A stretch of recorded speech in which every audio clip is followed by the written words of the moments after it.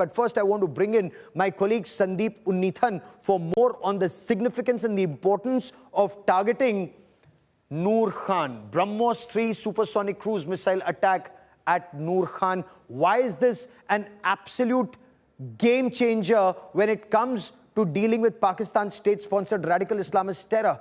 Sandeep. Well, Gaurav, Nur Khan Air Base was earlier called the Chakwal Air Base. It is literally the most important air base in Pakistan because of its proximity to GHQ Rawalpindi. It is the base from where the Pakistani generals fly in and out.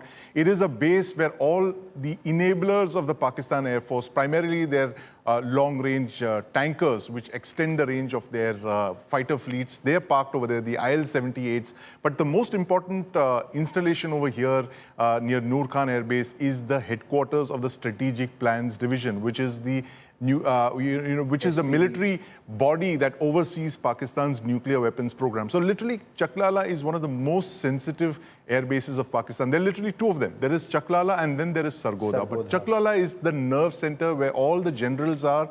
If General Asim Munir were to fly out of the country or flee the country, as the case may be, he will choose Chakwal Air Base, Nur Khan Air Base to fly out of. That's where all the VVIP transports are parked. Very, very, very sensitive air base in Pakistan. One of the most key air bases in Pakistan. One of two very key air bases in Pakistan, Gaurav. All it took, Sandeep, was 23 minutes. 23 minutes to bring a radical Islamist state sponsor of terror to its knees that had been blackmailing India, that nuclear blackmail. And I'll come to Sargodha in just a moment. So we'll talk about the nuclear aspect in just a moment. But 23 minutes to bypass all its radars, all its missiles, all its air defenses, and take down that country and bring the military to its knees in Pakistan.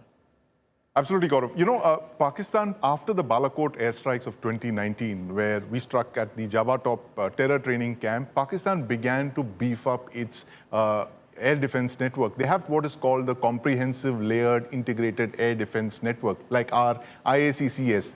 So what they decided to do was to go in for a lot of Chinese radars, a lot of Chinese missiles. Now, two key missiles to this are the HQ-9, which is the Chinese version of the S-300 missile, and of course the HQ-16, which is the version of the Russian Buk missile. So these two radars and missiles they found a very formidable layer of air defense, which they've built up over the last 5 or 6 years, ground-based air defense systems. They studied the Russia-Ukraine war, and of course, the ease with which the Indian Air Force penetrated Pakistani airspace to attack Balakot. So this is literally the wall of radars and missiles that they had built up around all of their air bases and strategic locations inside Pakistan to compensate for their lack of strategic depth. But as you mentioned, this is what the Indian Air Force penetrated so easily and targeted all of these sites at will. I want our viewers to also look at the video of the destruction at Nur Khan Air Base, because once you see it on graphics, once you see these Harrops, and once you see how these systems operate, you must also see the impact of that BrahMos supersonic cruise missile hitting the Nur Khan Air Base. This is Nur Khan at Rawalpindi before and after. Before, oh, nice, all nice and peaceful. Pakistan's seat of power. Their SPD is here, which is their nuclear command and control systems, their structures, their VVIP jets, fancy jets for their prime minister, for the army chief, for the president, for other ministers, all of them parked here. Mid-air refuelers, C-130s. So, you know, that's when they think they're a powerful country. That is what India did to take away that feeling that they are a powerful country. This strike could have destroyed this entire airfield, entire airbase. If you can fire one, you can fire 2, 3, 4, salvo after salvo after salvo. But the aim was to send across that message. And we spoke to our sources in the government and we asked them, you had the opportunity, why didn't you fight to finish? They said the aim is send across that message. Whenever we want, we can finish. Right now, we are just telling you what our intent is and what our capabilities are. This is a new India. That's the message. Before, all okay.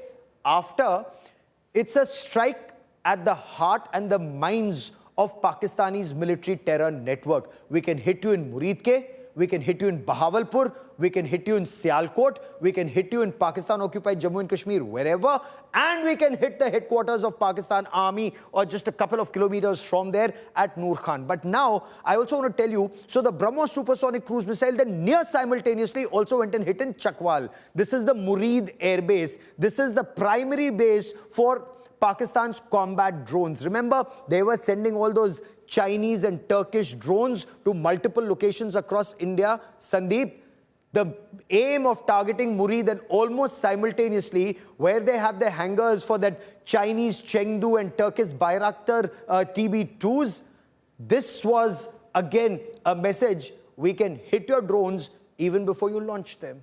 Absolutely, Gaurav. And you know, the messaging over here is very important. The fact that they chose to strike air bases that had been somehow linked to those attacks that Pakistan launched after our initial first wave attacks, where we targeted only terror infrastructure, after which Pakistan then launched these attacks targeting a lot of our civilian infrastructure, our cities, military installations and the like. So a lot of these drones came from bases like this, which is what the Indian Air Force then struck back using BrahMos supersonic cruise missiles, air-launched and ground-launched versions. Now, the air-launched version, Gaurav, as you've seen, is a phenomenal force multiplier. India does not have strategic bombers, but it does have the Sukhoi 30 MKI with air-launched BrahMos missiles. The missile has a range of, we are told, in excess of 500 kilometers. The actual range is classified, but it's over 500 kilometers.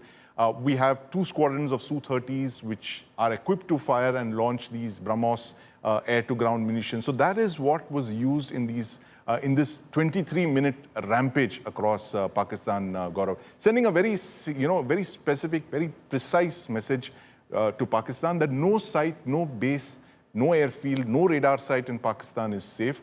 It is the biggest use of coercive air power post 1971.